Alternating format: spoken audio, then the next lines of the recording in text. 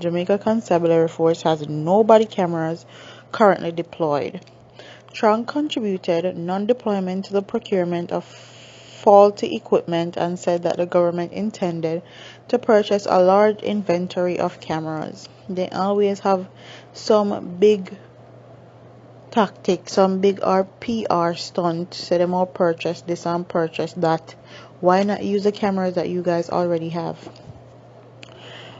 What we have was inappropriate because they were taking the police face and had other issues. Of course, the poor officers would be charged with trying to mislead the public. We are in the process of identifying the appropriate instrument and recording because we have a large amount of cameras, about 1,200 for starters, but we will need more than that, Chang said. 1,200 is good. It's great. Why not need more?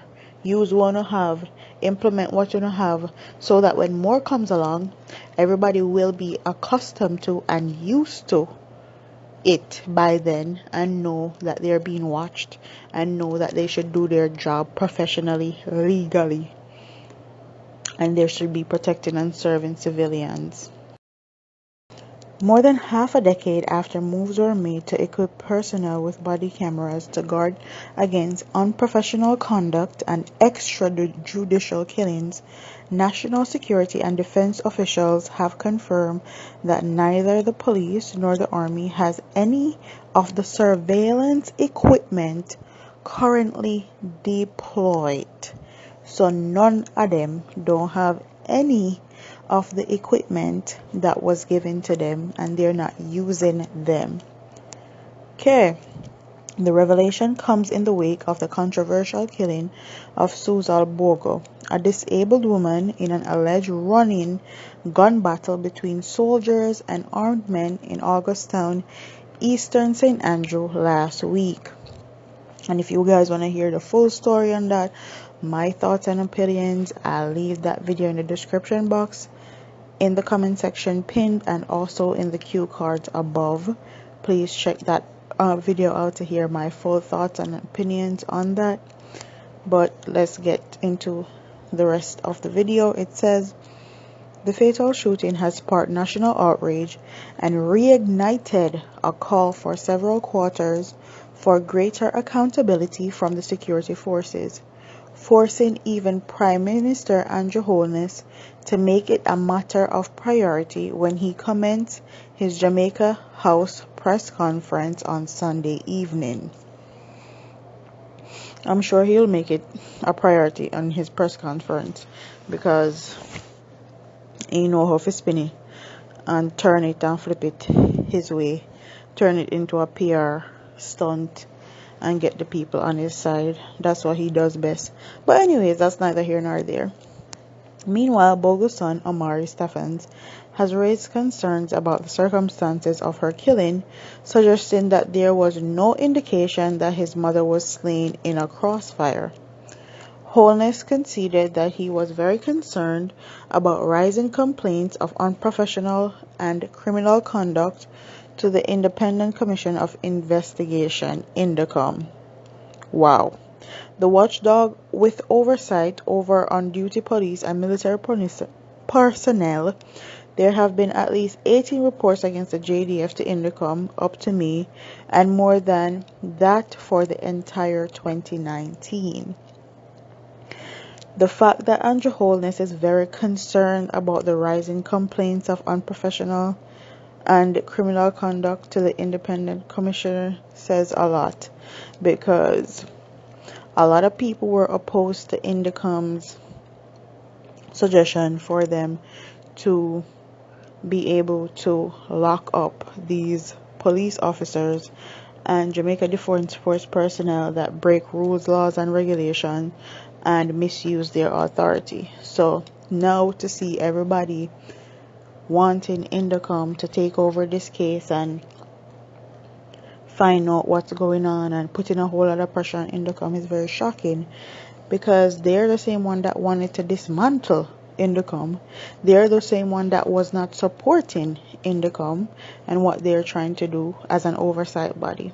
But let's get into the rest of the video.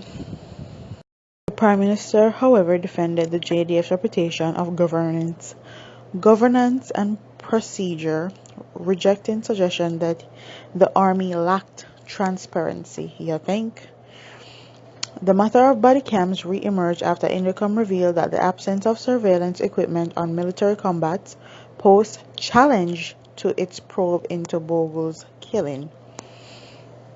JDF Chief of Defense Staff Lieutenant General Rocky Meade reported Sunday evening that the Army was currently in process of testing cameras to be rolled out.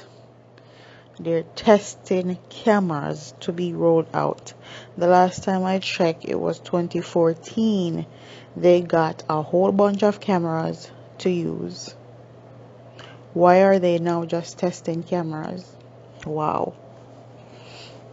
Meade did not offer a hard timeline on the procurement of body cams or disclose the quantity projected for deployment by the JD. Do not have wide-scale deployment of cameras at the moment.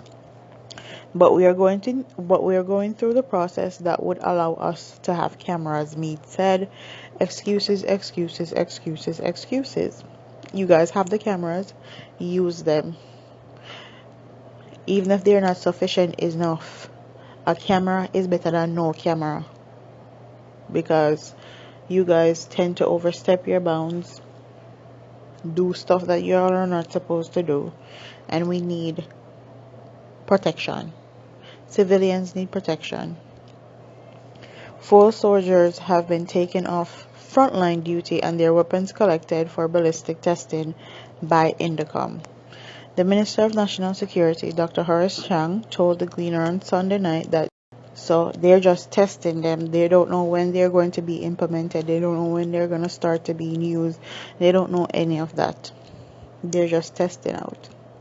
And I feel like that's a whole bunch of BS. And they're just saying that no, because the argument has come up. Why weren't some of the JDF personnel wearing body cameras? Why weren't there cameras on the vehicles? All of that. We have a few cameras, but they aren't sufficient enough to stand up to the normal activities of the troops. And we got a different set this year that are currently undergoing the testing. So we do not have. You will realize that the commissioner wears a different style uniform in recent times because the original uniform design just couldn't accommodate cameras. Excuses, excuses, excuses. However, although Chang vowed that the minister would begin the procurement of body cameras this financial year, Holness was non-committal to an immediate investment in the mass outlay, citing budgetary constraints. COVID-19 restrictions have placed Holness administration in a physical bind, with the economy estimated to shrink up to 14% in the June quarter and up to 6% for the fiscal year of 2021. Jamaica has seriously pursued the acquisition and built out of body cameras throughout the constabulary since at least 2014. But the process was delayed and derailed because of procurement and bureaucracy snuff. But some critics have suggested a lack of will from policymakers and pushback from security personnel resistance to the oversight. So this is why we haven't been seeing the JDF and JCF use body cameras that they already have. It's because the policymakers in Jamaica, meaning the government, are not pushing laws into place and pushing for these officers to use them. And also, the JDF and JCF officers are very resistant to using them. And I feel like the only reason why they're resistant to using them or they don't want to use them is because they have something to hide. If you don't have anything to hide, you shouldn't have any problem wearing a body camera. But anyways, in 2016, the JCF received more than 120 body cameras valued approximately $400,000 through funding from the U.S. Embassy in Jamaica. Bogle was shot multiple times as she lay in her bed. It's alleged that a gunman was chased by soldiers into her yard. During a walkthrough of Bogle's Bryce Hill Road yard on Sunday afternoon alongside Chang and Commissioner of Police Anthony Anderson, Stephens questioned the theory of crossfire. What is really bothering me is that there is no other entry point of bullets into the house. They had to pull the door and see her lying on the bed and shot multiple times. The only bullet holes are on the wall. If you're running down a gunman, then that's fine because this is a trouble yard, but the multiple shots is bothering me, Stephens said. An unidentified soldier who was on the scene heard Stephens' quarry's voice, Soto voiced agreement about the logic of the arguments. The son makes good points, the soldier said to the other members of the JDF. However, Chang discounted preliminary conclusions until a thorough investigation has been completed. The social conditions in the big yard are very challenging, and it is one thing we have articulated in terms of how do we fix these areas. In terms of what is happening inside, I will let forensic investigators follow through because first impressions is never necessarily what it is. We will let Indicom do the proper report and we will see what comes out of that, the National Security Minister said. Basically, if the JDF was running down gunman in the house, they would have multiple exit and entry points of bullets, but they only have one, and they would have to shoot her. They shot her multiple times in her back, and it doesn't make sense to him, and I totally agree with him. I happy he brought that up because those are questions that Indicom will be challenged with and challenged to give information on. What are your thoughts? Don't forget to like, comment, share, and subscribe. What do you think? Do you think that they thought that the gunman that they were running down went in the bed, lay down, and covered up and acting like he was sleeping or something, and they just shot without looking? Do you think that they just shot her just because they wanted to and they thought they could get away with it? What are your thoughts and opinions on this story? And I'll see you in the next one. Also, what are your thoughts on them not using the body cameras that they already have and giving excuses as to why they're not using them? So, I'll see you in the next one. Deuces.